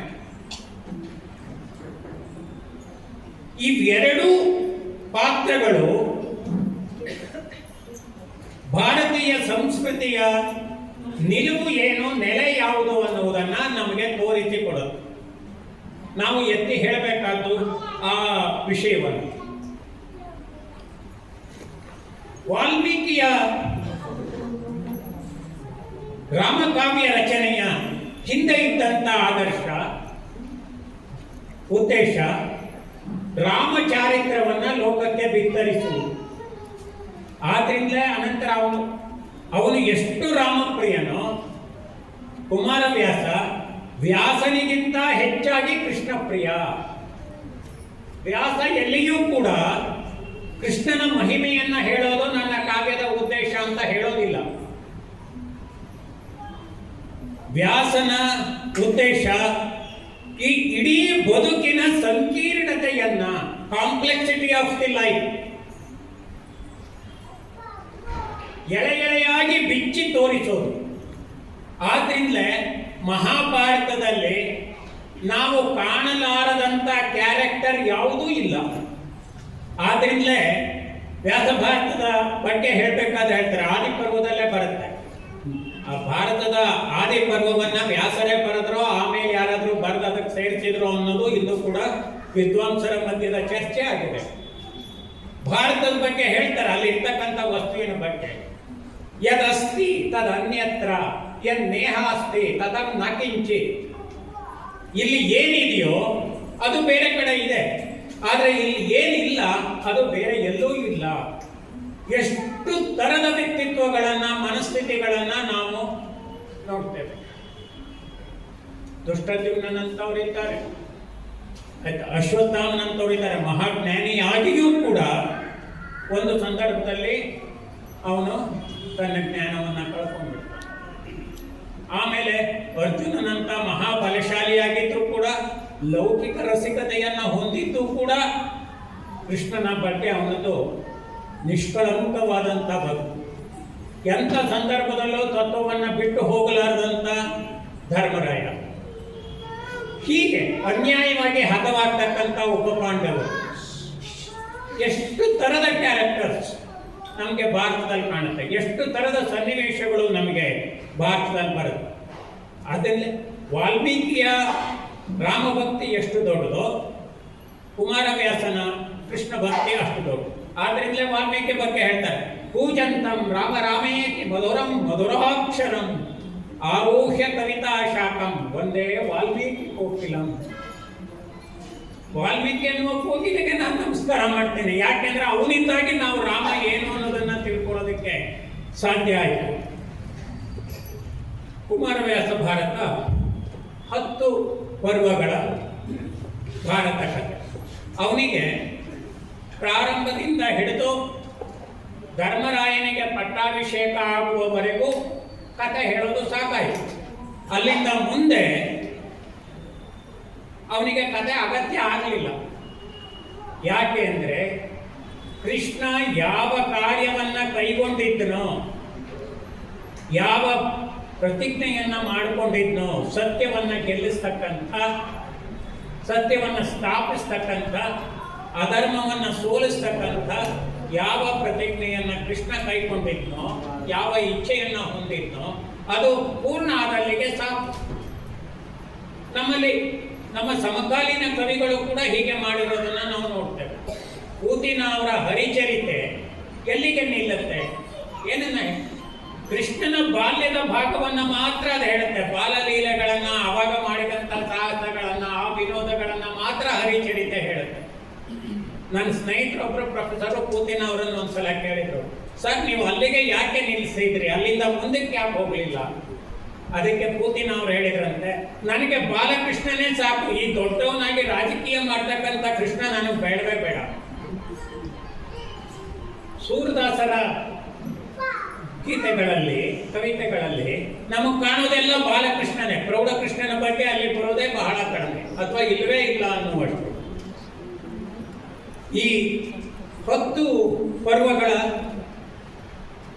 ಈ ಭಾರತ ಕಾವ್ಯವೇ ಸುಮಾರು 6,500 ಪದ್ಯಗಳಿಗಿಂತ ಹೆಚ್ಚಿದೆ. ಷಟ್ಪದಿಗಳಿಗೆ, ಅಷ್ಟು ಷಟ್ಪದಿಗಳಿಗಿಂತ ಹೆಚ್ಚಿದೆ. ರತ್ನಾಕರ ವರ್ಣಿಯ ಭರತೇಶ ವೈಭವದಲ್ಲಿ 10,000 ಪದ್ಯಗಳಿದೆ. ಆದ್ರದ್ದು ಸಾಂಗತ್ಯ 4 ಸಾಲಿನ ಪದ್ಯಗಳು, ಇದು 6 ಸಾಲಿನ ಪದ್ಯಗಳು. ಹೀಗೆ ಇಲ್ಲಿಂದ ಹೋಗ್ತದೆ. ಆದಿ ಪರ್ವದಿಂದ ಹಿಡಿದು ಗದಾ ಪರ್ವದವರೆಗೆ 10 ಇದು ಇಲ್ಲಿ ಬರುತ್ತೆ. ಪರ್ವ ಅನ್ನೋ ಶಬ್ದಕ್ಕೆ ಹಬ್ಬ ಅಂತನೂ ಅರ್ಥ ಇದೆ. ಒಂದು ಸ್ಥಿತ್ಯಂತರದ ಕಾಲ, ಎ ಟ್ರಾನ್ಸ್ಫಾರ್ಮೇಶನ್ ಪೀರಿಯಡ್ ಅನ್ನೋ ಅರ್ಥನೂ ಇದೆ. ಎರಡನೇ ಅರ್ಥ ಮಹಾಭಾರತದ ಕಥೆಗೆ ಚೆನ್ನಾಗಿ ಹೊಂದುತ್ತೆ. ಭೈರಪ್ಪನವರು ತಮ್ಮ ಮಹಾಭಾರತದ ಪುನರ್ ನಿರೂಪಿತ ಕೃತಿಗೆ ಪರ್ವ ಅಂತ ಹೆಸರಿಟ್ಟಿರೋದಕ್ಕೆ ಅದೇ ಕಾರಣ. ಈ ಮಹಾಭಾರತ ಯುದ್ಧ ಏನಿದೆ, ಭಾರತದ ಚರಿತ್ರೆಯಲ್ಲಿ ಒಂದು ಸ್ಥಿತ್ಯಂತರವನ್ನ ಸೂಚಿಸಿತು. ಈ ಇಡೀ ಮಹಾಭಾರತದ ಕಥೆಯ ರಚನೆಗೆ, ಈ ಕಾವ್ಯದ ರಚನೆಗೆ ಪ್ರೇರಣೆ ಯಾವುದು ಅಂತ ನೋಡಿದ್ರೆ ನಮಗೆ ಅನ್ಸುತ್ತೆ ಇಲ್ಲಿ ಪ್ರೇರಣೆ ಕೃಷ್ಣನ ಮಹಿಮೆಯನ್ನ ಹೇಳುವುದು ಅಲ್ಲ. ಕುಮಾರವ್ಯಾಸನಿಗೆ ಅದು ಹೌದು, ಆದರೆ ವ್ಯಾಸನಿಗೆ ಅದಲ್ಲ, ಆಗಿರಲಿಲ್ಲ. ಅದರ ಬದಲಾಗಿ ಪಾಪ ನಿರ್ಮಾರ್ಜನೆಯೇ ಇದರ ಪ್ರೇರಣೆ, ಈ ಕಾವ್ಯ ರಚನೆಯ ಪ್ರೇರಣೆ. ಆದ್ರಿಂದ ಕುಮಾರವ್ಯಾಸ ಮತ್ತೆ ಹೇಳ್ತಾನೆ, ಪಾಪವನ್ನ ಕಳ್ಕೊಳ್ಳೋದಕ್ಕಾಗಿ ಈ ಕಥೆಯನ್ನ ಹೇಳ್ತಾ ಇದ್ದೇನೆ. ಇದನ್ನ ಯಾರು ಕೇಳ್ತಾರೋ ಅಲ್ಲಿ ಅವರ ಪಾಪ ನಿರ್ಮೂಲನೆ ಆಗುತ್ತೆ ಅನ್ನುವಂಥ ಮಾತನ್ನು. ಕುಮಾರವ್ಯಾಸನ ಕಾವ್ಯದ ಧೋರಣೆ ಏನಿತ್ತು ಅನ್ನೋದು ಪೀಠಿಕಾ ಸಂಧಿಯ 23 ಪದ್ಯಗಳೇನಿದ್ದಾವೆ, ಆ 23 ಷಟ್ಪದಿಗಳಲ್ಲೇನೆ ಕುಮಾರವ್ಯಾಸನ ಕಾವ್ಯ ಧೋರಣೆ ಸ್ಪಷ್ಟ ಆಗ್ಬಿಡುತ್ತೆ. ವಾಸ್ತವವಾಗಿ ಕಥೆ ಆರಂಭ ಆಗೋದು 2ನೇ ಸಂಧಿಯಿಂದ. ಪೀಠಿಕಾ ಸಂಧಿ ಬಿಟ್ಟು ನೆಕ್ಸ್ಟ್ ಮುಂದಿನ ಸಂಧಿ ಏನಿದೆ ಅಲ್ಲಿಂದ ಪ್ರಾರಂಭ ಆಗುತ್ತೆ. ಯಾವ್ಯಾವ ಫಲಗಳು ಸಿಗುತ್ತೆ? ವೇದ ಪಾರಾಯಣದ ಫಲ, ಗಂಗಾದಿ ತೀರ್ಥಸ್ಥಾನ ಫಲ, ಜ್ಯೋತಿಷ್ಠೋಮ ಯಾಗ ಫಲ, ಕೃತ್ವಾದಿ ತಾಪಸದ ಫಲವು, ಆಮೇಲೆ ಮೇದಿನಿಯ ನೊಲಿದಿತ್ತ ಫಲ. ನೀವು ಮಹಾಭಾರತದ ಕಥೆ ಸ್ವಲ್ಪ ಕೇಳಿದ್ರೆ ಸಾಕು, ಯಾರಿಗೂ ಸೈಟ್ ದಾನ ಮಾಡೋದೇ ಬೇಕಾಗಿಲ್ಲ, ನಿಮ್ಮ ಮಕ್ಕಳಿಗೂ ಕೂಡ. ಯಾಕೆಂದ್ರೆ ಭಾರತದ ಕಥೆ ಅವ್ರಿಗೆ ಹೇಳ್ಬಿಟ್ಟಿರ್ತೀವಲ್ಲ. ಸೊ ಇದು ನಿಜಾನ ಅಂದ್ರೆ ಅದು ನಾರಾಯಣಪ್ಪನ ಶ್ರದ್ಧೆ, ಅದು ನಾರಾಯಣಪ್ಪನ ಶ್ರದ್ಧೆ. ಹಾಗಾದ್ರೆ ನಾವು ಲೌಕಿಕವಾಗಿ ದುಡಿಯೋದು ಬೇಡವಲ್ಲ, ಮಹಾಭಾರತ ಕೇಳ್ತಾ ಕೂತ್ಕೊಂಡ್ಬಿಟ್ರೆ ನಾಟ್ ದಟ್. ಧ್ವನಿ ಏನು ಅಂದ್ರೆ ನೀವು ಆದರದಿ ಕೇಳಬೇಕು. ಆದರದಿಂದ ಕೇಳಿದಾಗ ನಿಮ್ಮ ಒಳಗಡೆ ಕ್ವಾಲಿಟೀಸ್ ಬೆಳೀತವೆ, ಆದರ್ಶಗಳು ಬೆಳೀತವೆ. ಅದರ ಫಲವಾಗಿ ನಮ್ಮ ನಡವಳಿಕೆ ಚೆನ್ನಾಗಾಗುತ್ತೆ. ನಡವಳಿಕೆ ಚೆನ್ನಾಗಾದಾಗ ನಮ್ಗೊಂದಿಷ್ಟು ಗೌರವ ಸಿಗುತ್ತೆ. ಒಂದು ಸುಭಾಷಿತದಲ್ಲಿ ಬರುತ್ತೆ, ನಡವಳಿಕೆ ಚೆನ್ನಾಗಿಲ್ಲದೆ ಇದ್ದವನು ಎಷ್ಟೇ ಜ್ಞಾನಿಯಾದರೂ ಕೂಡ ಸರ್ಪದ ಮೇಲಿನ ಫಣಾರತ್ನವನ್ನ ಇದ್ರೂ ಕೂಡ ಯಾರು ಅವ್ರ ಹತ್ರ ಹೋಗೋದಕ್ಕೆ ಇಷ್ಟಪಡಲ್ವೋ ಹಾಗೆ ಅವನ ಹತ್ರ ಹೋಗೋದಕ್ಕೆ ಇಷ್ಟಪಡಲ್ಲ. ಇದರ ಪರಿಣಾಮವಾಗಿ ನಮ್ಮ ಸುತ್ತಲಿನ ವಾತಾವರಣದಲ್ಲಿ ಒಂದಿಷ್ಟು ಪ್ರಭಾವ ಉಂಟಾಗುತ್ತೆ. ಒಂದು ಮಾತಿದೆ ಇಂಗ್ಲಿಷ್ನಲ್ಲಿ, some people make this world worth living just by being in it. ಈ ಪ್ರಪಂಚ ನಮಗೆ ಬದುಕೋದಕ್ಕೆ ಸತ್ಯವಾಗೋದು ಹೇಗೆ ಅಂದ್ರೆ ಕೆಲವರು ಇಲ್ಲಿ ಇರೋದ್ರಿಂದ ನಮ್ಗೆ ಅವ್ರನ್ನ ನೋಡಿ ನಾವು ಇಲ್ಲಿ ಬದುಕಬೇಕು ಅಂತ ಅನಿಸುತ್ತೆ ಅನ್ನುವಂಥ ಮಾತನ್ನ ಬರ್ತದೆ. ಆದ್ರಿಂದ ಮತ್ತೆ ಮತ್ತೆ ಕುಮಾರವ್ಯಾಸನ್ ಹೇಳ್ತಾನೆ, ಹಲವು ಜನ್ಮದ ಪಾಪರಾಶಿಯ ತೊಳೆವ ಜಲವಿದು ಶ್ರೀಮದ್ ಆಗಮ ಕುಲಕ್ಕೆ ನಾಯಕ ಭಾರತ ಕೃತಿಯ ಪಂಚಮ ಶ್ರುತಿಯು. ಇದು ಆಗಮ ಕುಲಕ್ಕೆ ನಾಯಕ. ನೀವು ಬೇರೆ ಯಾವ ಶಾಸ್ತ್ರಗಳನ್ನು ಓದೋದು ಬೇಡ. ಇನ್ನೂ ಒಂದು ಮಾತಿದೆ, ಏನು, ಅಷ್ಟಾದಶ ಪುರಾಣೇಶು ವ್ಯಾಸೇಶು ವಚನದ್ವಯಂ ಪರೋಪಕಾರ ಪುಣ್ಯಾಯ ಪಾಪಾಯ ಪರಪೀಡನಂ. ಎಲ್ಲ ವೇದ ಶಾಸ್ತ್ರಗಳ ಸಾರ ಏನು ಅಂತಂದ್ರೆ, ಇನ್ನೊಬ್ಬರಿಗೆ ತೊಂದರೆ ಕೊಟ್ಟರೆ ಅದು ಪಾಪ, ಇನ್ನೊಬ್ಬರಿಗೆ ಒಂದಿಷ್ಟು ಉಪಕಾರ ಮಾಡಿದ್ರೆ ಅದು ಪುಣ್ಯ. ಮತ್ತೇನು ಬಹಳ ಪಂಡಿತನಾಗಿರ್ಬೇಕಾಗಿಲ್ಲ. ಆದ್ರಿಂದಲೇ ಭಾರತವನ್ನ ಪಂಚಮೋ ವೇದ ಅಂತ ಕರೀತಾರೆ. ಎಷ್ಟು ಭಾರತಗಳು ನಮ್ಮಲ್ಲಿ ರಚನೆ ಆಗಿದೆ ಈ ಭರತ ಭೂಮಿಯಲ್ಲಿ, ಬೇರೆ ಬೇರೆ ಭಾಷೆಗಳಲ್ಲಿ, ಬೇರೆ ಬೇರೆ ಕಾಲಗಳಲ್ಲಿ, ಬೇರೆ ಬೇರೆ ಕವಿಗಳಿಂದ. ಅವು ಎಲ್ಲವೂ ಆ ಬಾಹುಲ್ಯಕ್ಕೆ ಕಾರಣ ಏನು? ಅಷ್ಟೊಂದು ಕವಿಗಳಿಗೆ ಅದು ಪ್ರೇರಣೆ ಕೊಡ್ಲಿಕ್ಕೆ ಕಾರಣ ಏನು? ಈ ಭಾರತ ಮತ್ತು ರಾಮಾಯಣ ಕಾವ್ಯಗಳನ್ನು ಆಧಾರವಾಗಿಟ್ಟುಕೊಂಡು ಅದು ಎಷ್ಟೆಷ್ಟು ಉಪಕೃತಿಗಳು ಹುಟ್ಟಿದ್ದಾವೆ. DVG ಅವರು ಶ್ರೀಕೃಷ್ಣ ಪರೀಕ್ಷಣಂ ಅಂತ ಒಂದು ಬರೆದಿದ್ದಾರೆ, ಶ್ರೀರಾಮ ಪರೀಕ್ಷಣಂ ಅಂತ ಒಂದು ಕಾವ್ಯ ಬರೆದಿದ್ದಾರೆ. ಇದು 80 ಪುಟ ಇರ್ತಕ್ಕಂಥದ್ದು. ರಾಮನನ್ನ ಬೇರೆ ಬೇರೆಯವರು ಪ್ರಶ್ನೆ ಕೇಳ್ತಾರೆ, ನೀನ್ ಹೀಗ್ ಮಾಡಿದ್ ಸರಿನಾ, ಹೀಗ್ ಮಾಡಿದ್ ಸರಿನಾ ಅಂತ ಹೇಳಿ. ಅಹಲ್ಯ ಪ್ರಶ್ನೆ ಕೇಳ್ತಾಳೆ, ಮಂಡೋದರಿ ಪ್ರಶ್ನೆ ಕೇಳ್ತಾಳೆ, ವಾಲಿಯ ಪತ್ನಿ ಪ್ರಶ್ನೆ ಕೇಳ್ತಾಳೆ, ಹನುಮಂತ ಪ್ರಶ್ನೆ ಕೇಳ್ತಾನೆ, ಲಕ್ಷ್ಮಣ ಪ್ರಶ್ನೆ ಕೇಳ್ತಾನೆ. ರಾಮನ ವ್ಯಕ್ತಿತ್ವವನ್ನ ಒಂದು ಪಟ್ಟಕದ ಹಾಗೆ ಹಿಡಿದು ಬೇರೆಯವರ ಸಂದೇಹಕ್ಕೆ ರಾಮ ಹೇಗೆ ಉತ್ತರ ಕೊಡ್ತಾನೆ ಅದನ್ನ ಹೇಳ್ತಾ ಹೋಗ್ತಾರೆ. ಅದೇ ರೀತಿ ಅಹಲ್ಯೆಯನ್ನ ಕುರಿತೇ ಪೂತಿನ ಅವರು ಒಂದು ಗೀತ ನಾಟಕವನ್ನ ಬರೋದು, ಬಹಳ ಸುಂದರವಾಗಿರ್ತಕ್ಕಂಥ ಗೀತ ನಾಟಕ. ಅದಕ್ಕೇನೆ ಒಬ್ರು ಹೇಳ್ತಾರೆ, ರಾಮಾಯಣ ಮಹಾಭಾರತ ಅನ್ನೋದು ಕೊರೆ ಬೀಳದ ಗಣಿಗಳ ಹಾಗೆ. ಆ ಗಣಿ ಯಾವತ್ತೂ ಎಕ್ಸಾಸ್ಟ್ ಆಗೋದೇ ಇಲ್ಲ. It remains ever filled. It is an golden main that remains ever filled. It never becomes empty. ಅದು ಓದತಕ್ಕಂಥವ್ರ, ಆಲಿಸ್ತಕ್ಕಂಥವ್ರ, ಅಧ್ಯಯನ ಮಾಡ್ತಕ್ಕಂಥವ್ರ ಕಲ್ಪನಾ ಶಕ್ತಿ ಎಷ್ಟಿದೆ ಅಷ್ಟು ಆಳಕ್ಕೆ ಅದು ಹೋಗುತ್ತೆ. ಅಷ್ಟನ್ನ ಇವು ಕೊಡಬಲ್ಲದು. ಈ ಕುಮಾರವ್ಯಾಸನಲ್ಲಿ ಯಾವುದೇ ದೊಡ್ಡ ಕವಿಯಲ್ಲಿ ನಾವು ಗುರುತಿಸುವ ಹಾಗೆ 2 ಲಕ್ಷಣಗಳನ್ನು ಗುರುತಿಸ್ಬೋದು. ಒಂದು ಕಡೆ ಅವನು ಹೇಳ್ತಾನೆ, ಹಲಗೆ ಬಳಭವ ಬಿಡಿಯದೊಂದಕ್ಕಳಿಕೆ, ಅನ್ಯರೊಡ್ಡವದ ರೀತಿಯ ಕೊಳ್ಳದೊದ್ಗಳಿಕೆ ಅಂತ ಹೇಳ್ತಾನೆ. ಅವನು ಮತ್ತೆ ಹೇಳ್ತಾನೆ, ಅವು ವಿನಯ ಕೂಡ ಇದೆ. ಏನು, ವೀರನಾರಾಯಣನೇ ಕವಿ ಲಿಪಿಕಾರ ಕುಮಾರವ್ಯಾಸ. ಒಂದು ಕಥೆ ಇದೆ, ಅವನು ಒದ್ದೆ ಬಟ್ಟೆ ಸ್ನಾನ ಮಾಡ್ಕೊಂಡು ಒದ್ದೆ ಬಟ್ಟೆ ಕೊಂಡು ಬಂದು ಅಲ್ಲಿ ಕೂತ್ಕೊಂಡು ಎಲ್ಲಿವರೆಗೆ ಆ ಬಟ್ಟೆ ಒಣಗುತ್ತಾ ಅಲ್ಲಿವರೆಗೆ ಕಾವ್ಯ ರಚನೆ ಮಾಡ್ತಿದ್ದ ಅಂತ. ಇಂಥ ಕಥೆ ಬೇರೆ ಕವಿಗಳ ಬಗ್ಗೆನೂ ಇದೆ. ಲಕ್ಷ್ಮೇಶ್ವರದಲ್ಲಿ, ಪುಲಿಗೆರೆಯಲ್ಲಿ ಶಂಖಬಸದಿ ಅಂತ ಒಂದಿದೆ, ಪಂಪನ ಊರು, ಅದರ ದೇವಾಲಯ. ಅವನು ಅಲ್ಲಿ ಕೂತ್ಕೊಂಡು ಆದಿಪುರಾಣವನ್ನ ಬರಿತಾ ಇದ್ದ ಅಂತ ಇದೆ. ಮೊದಲು ಅಲ್ಲಿದ್ದಂಥ ಪುರೋಹಿತರು ಹೋದವ್ರಿಗೆ ಹೇಳ್ತಿದ್ರು, ಪಂಪ ಈ ಕಂಬದ ಕೆಳಗಡೆ ಕೂತ್ಕೊಂಡು ಪಕ್ಕದಲ್ಲಿ ಕೂತ್ಕೊಂಡು ಬರಿತಾ ಇದ್ದ. ಒಂದ್ಸಲ ಕಲಬುರ್ಗಿಯವರು ಹುಡುಗರನ್ನ ಕರ್ಕೊಂಡು ಅಲ್ಲಿ ಹೋಗಿದ್ದಾಗ ಆ ಪುರೋಹಿತ ಅದೇ ಮಾತು ಕೇಳಿದಾಗ ಅವರು ಕೇಳಿದ್ರಂತೆ, ಅಲ್ಲಪ್ಪ ಇಲ್ಲಿ ಅಷ್ಟು ಬೆಳಕು ಬೀಳೋದಿಲ್ಲ, ಆದ್ರಿಂದ ಇಲ್ಲಿ ಕೂತ್ಕೊಂಡು ಬರೀತಿರ್ಲಿಕ್ಕಿಲ್ಲ, ಆ ಕಂಬದ ಹತ್ರ ಚೆನ್ನಾಗಿ ಬೆಳಕು ಬೀಳುತ್ತೆ, ಅಲ್ಲಿ ಕೂತ್ಕೊಂಡು ಬರೀತಿರ್ಬೋದು ಅಂತ ಅಂದ್ರ. ಮತ್ತೊಂದು 4 ವರ್ಷ ಬಿಟ್ಟು ಮತ್ತೆ ಹುಡುಗರನ್ನ ಕರ್ಕೊಂಡು ಹೋದಾಗ ಇವನು ಪಂಪ ಅಲ್ಲಿ ಕೂತ್ಕೊಂಡು ಬರಿತಾ ಇದ್ದ ಅಂದ್ರ. ಮೂಡುಬಿದಿರೆಯಲ್ಲಿ ರತ್ನಾಕರ ವರ್ಣಿಯ ಮನೆಗೆ ಹೋದ್ರೆ ಅಲ್ಲಿ ತೂಗು ಮಂಚ ಇದೆ, ಇದ್ರ ಮೇಲೆ ಇಲ್ಲಿ ಕೂತ್ಕೊಂಡು ರತ್ನಾಕರ ವರ್ಣಿ ಕಾವ್ಯ ಬರಿತಾ ಇದ್ದ ಅಂತ ಮನೆಯವರು ಹೇಳ್ತಾರೆ, ಆ ವಂಶದವರು ಹೇಳ್ತಾರೆ. ಇದು ಯಾವುದು ನಿಜ ಅಲ್ಲ. 10 ಜನ ಓಡಾಡೋ ಕಡೆ ಕವಿ ಕೂತ್ಕೊಂಡು ಕಾವ್ಯ ಬರೆಯೋದಕ್ಕಾಗೋದಿಲ್ಲ, ಅವನು ಏಕಾಂತವಾಗಿಯೇ ಬರಬೇಕು. ಆದ್ರಿಂದಲೇ ನಾನ್ ಋಷಿ ಕುರಿತೇ ಕಾವ್ಯಂ, ಋಷಿ ಅಲ್ಲದೆ ಇರ್ತಕ್ಕಂಥವ್ನು ಅಂದ್ರೆ ಏಕಾಂತದ ವಲ್ಮಿಕಕ್ಕೆ. ವಾಲ್ಮೀಕಿ ಅನ್ನೋ ಮಾತನ್ನ ಇನ್ನೊಂದು ರೀತಿಯಲ್ಲೂ ಅರ್ಥ ಮಾಡ್ಕೊಳ್ಬಹುದು. ಏಕಾಂತದ ಆಳಕ್ಕೆ ಇಳ್ಕೊಂಡು, ವಲ್ಮಿಕ ಹುತ್ತ, ಏಕಾಂತದ ಹುತ್ತಕ್ಕೆ ಇಳ್ಕೊಂಡು ಕಾವ್ಯ ರಚನೆ ಮಾಡ್ತಕ್ಕಂಥವ್ರು. ಸಂತೆಯಲ್ಲಿ ಕಾವ್ಯ ರಚನೆ ಆಗೋದಿಲ್ಲ, ಆದ್ರೆ ಅದು ಸಂತೆ ಕಾವ್ಯ ಆಗಿದೆ. ಸೊ ಇಂಥದ್ದೆಲ್ಲ ಇದೆ. ಆದ್ರಿಂದ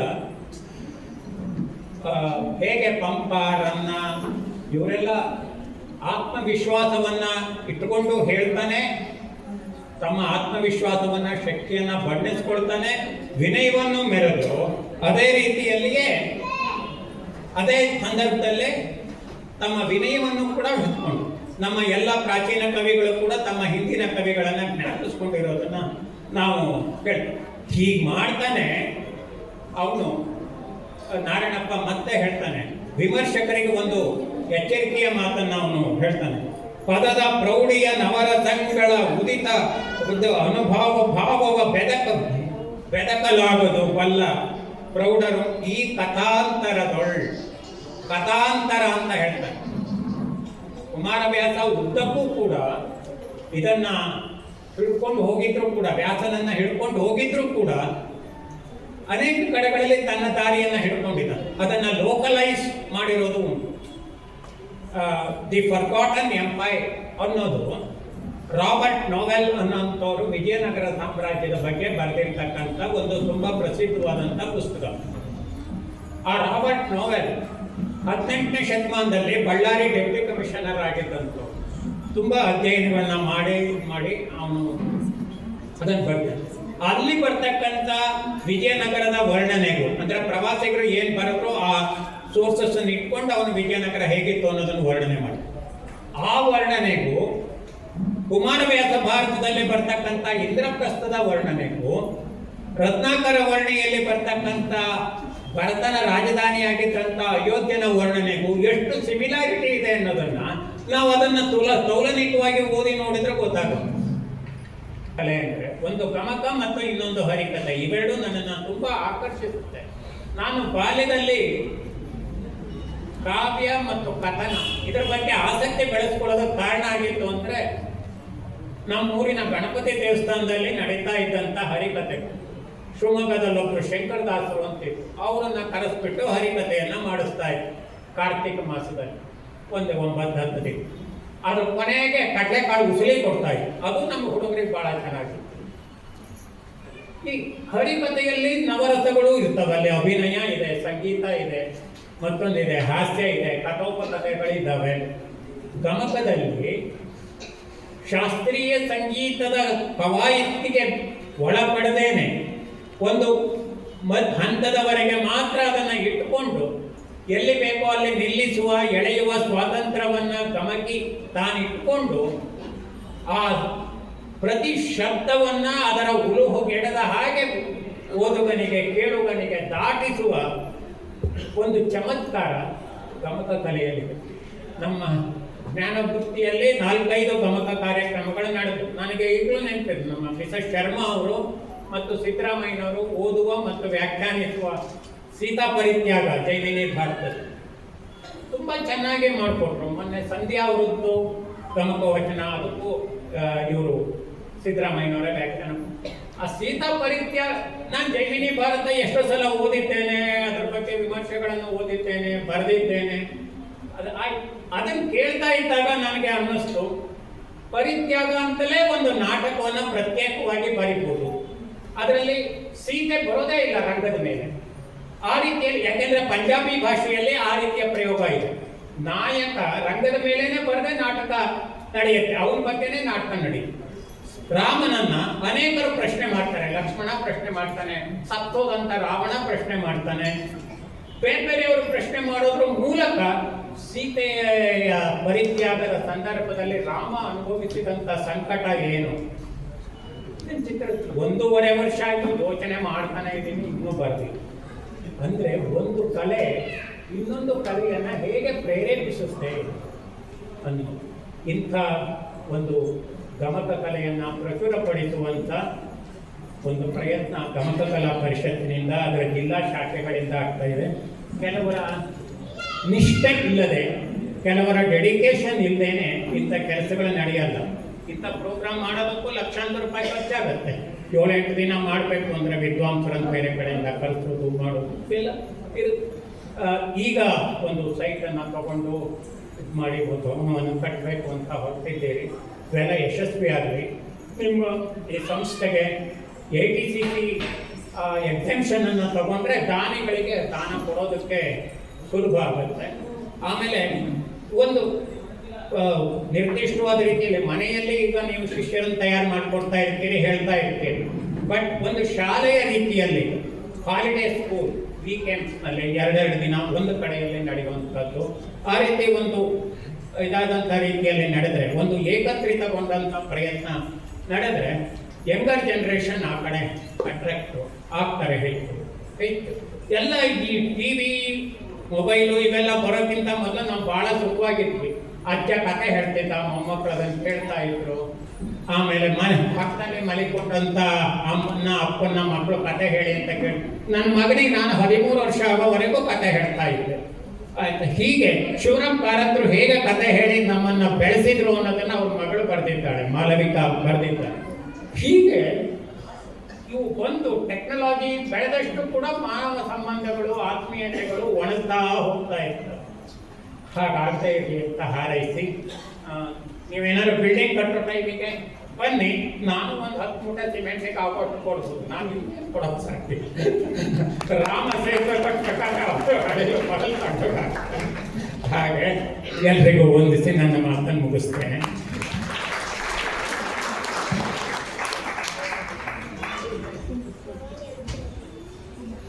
ಡಾಕ್ಟರ್ SP ಪದ್ಮಪ್ರಸಾದ್, ಹಿರಿಯ ಸಾಹಿತಿಗಳು ಹಾಗೂ ಸಂಶೋಧಕರು. ಅವರ ಒಂದು ಅಧ್ಯಯನಶೀಲತೆ ಹಾಗೆ ಜ್ಞಾನದ ಸಂಪತ್ತು ಬೆಳಕು ಹುಟ್ಟಿಸುವಂಥದ್ದು. ಅಂತಹ ಒಬ್ಬ ಮಹಾನ್ ವಿದ್ವಾಂಸರು ಇವತ್ತು ನಮ್ಮ ಕಾರ್ಯಕ್ರಮಕ್ಕೆ ಉದ್ಘಾಟಕರಾಗಿ ಆಗಮಿಸಿ ಉದ್ಘಾಟನೆಯನ್ನು ಮಾಡಿ ಶುಭ ಹಾರೈಸಿದಂತಹ ಶ್ರೀಯುತರಿಗೆ ಎಲ್ಲರ ಪರವಾಗಿ ಧನ್ಯವಾದಗಳು. ಇದೀಗ ಹಾಡುವುದು ಗಮಕಿ ಗಾಯನ ಹಿರಿಯ ಗಮಕಿಗಳಿಂದ.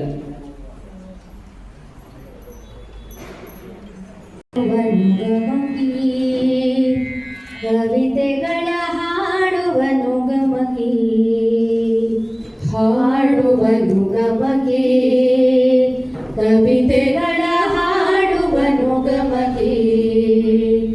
ನಾಡಿನೋತ್ತಮ ಕವಿಗಳಾಡಿರುವ ಮಾತುಗಳ ನೋಡೆ ಸಜ್ಜನರು ಕೊಂಡಾಡೆ ಕಾವ್ಯಗಳನ್ನು ಹಾಡುವನು ಗಮಕಿ, ಕವಿತೆಗಳ ಹಾಡುವನು ಗಮಕಿ.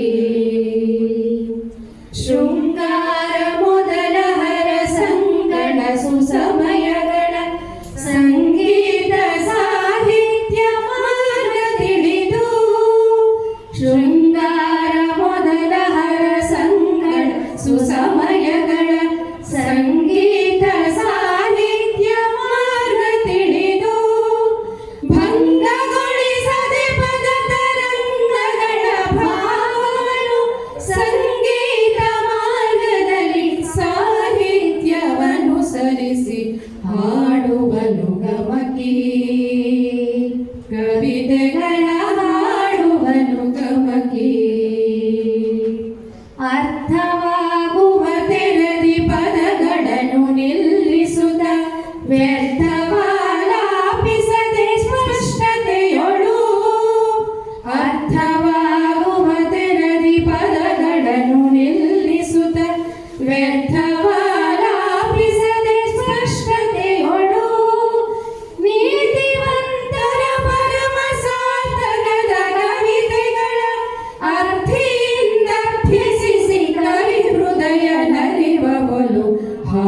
ಹಾಡುವನು ಗಮಕಿ ಕವಿತೆಗಳ ಹಾಡುವನು ಗಮಕಿ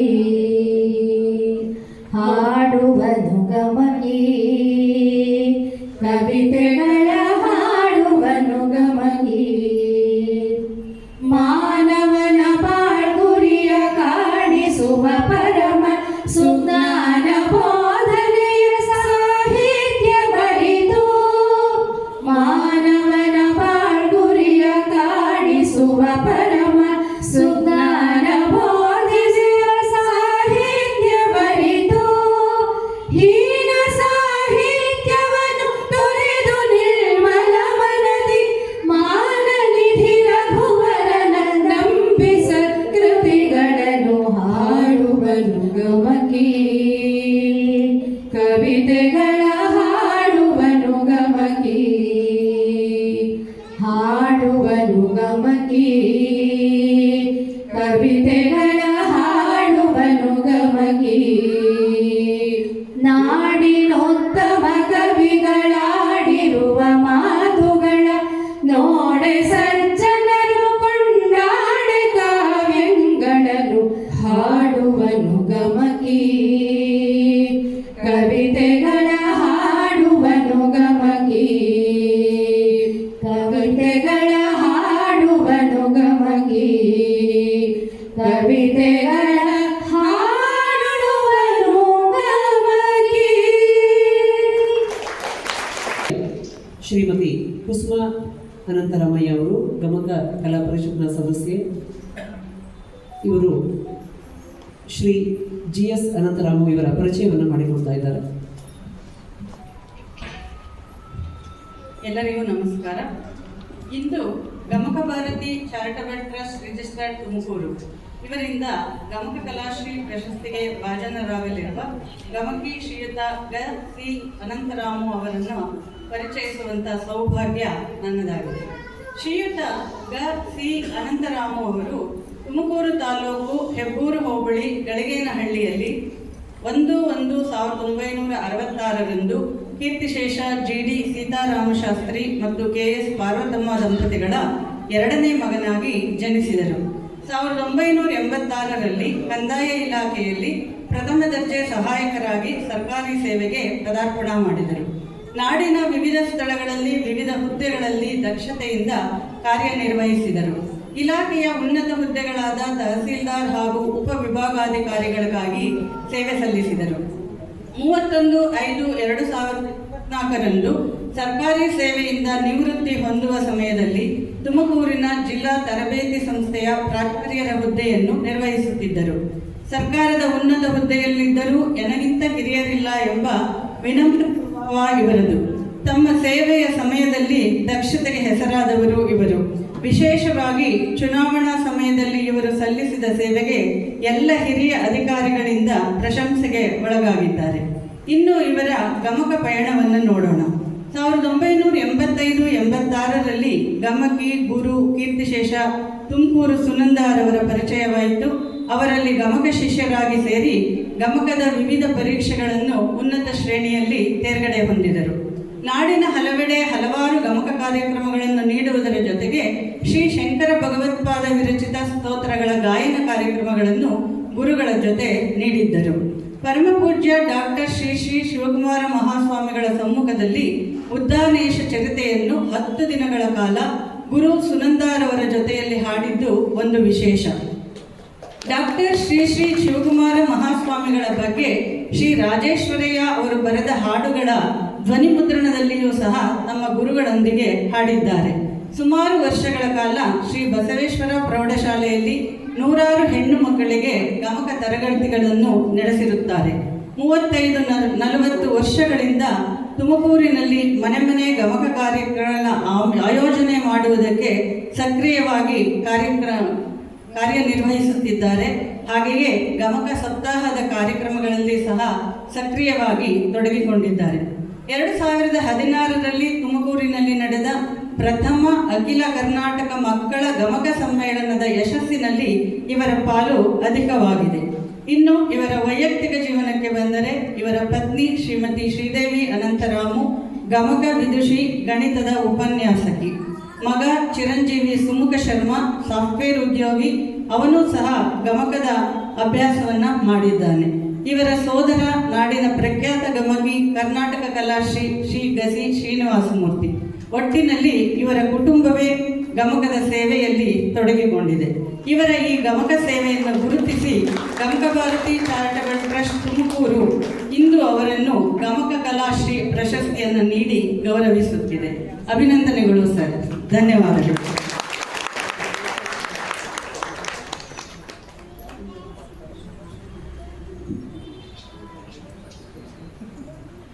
ಇದೀಗ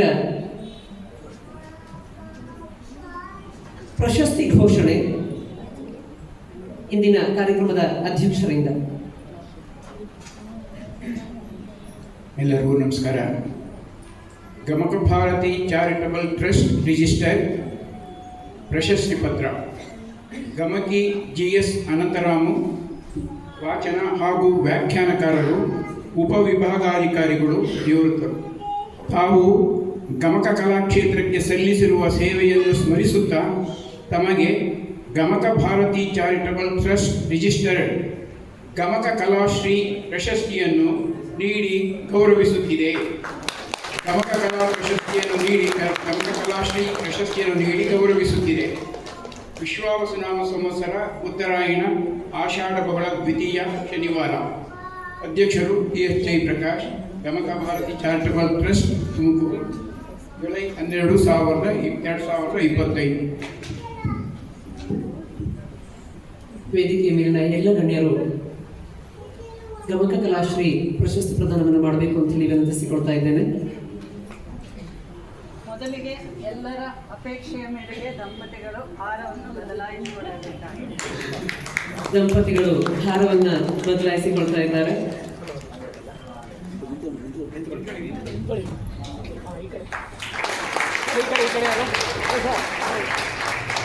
ರೆಡಿ ಮೇಡಮ್.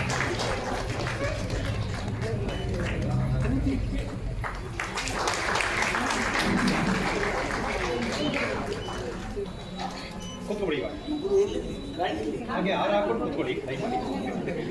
ಸುಮುಖ ಶರ್ಮಾ ದಯವಿಟ್ಟು ಬನ್ನಿ, ಈ ಕಡೆ ದಯಮಾಡಿ ಬನ್ನಿ. ಸುಮುಖ ಶರ್ಮಾ ವೇದಿಕೆಗೆ ಬರಬೇಕು ಅಂತ ಹೇಳಿ ವಿನಂತಿ.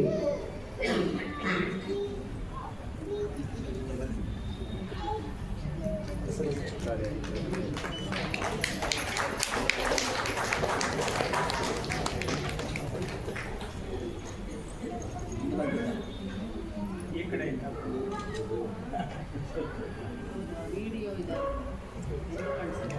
ಹಿಂದೆ ಬನ್ನಿ, ಕ್ಲೋಸ್ ಆಗಿ, ಅಲ್ಲೇ ಕ್ಲೋಸ್ ಆಗಿ ಹಿಂದೆ ಸರಿ.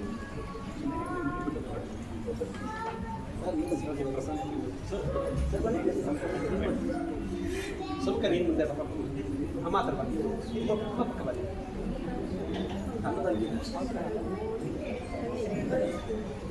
ಬನ್ನಿ.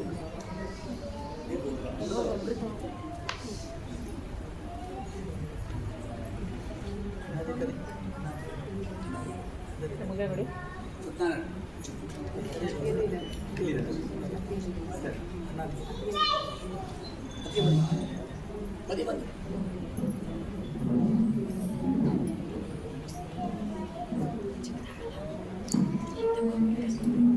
ಇಷ್ಟೇನಾ?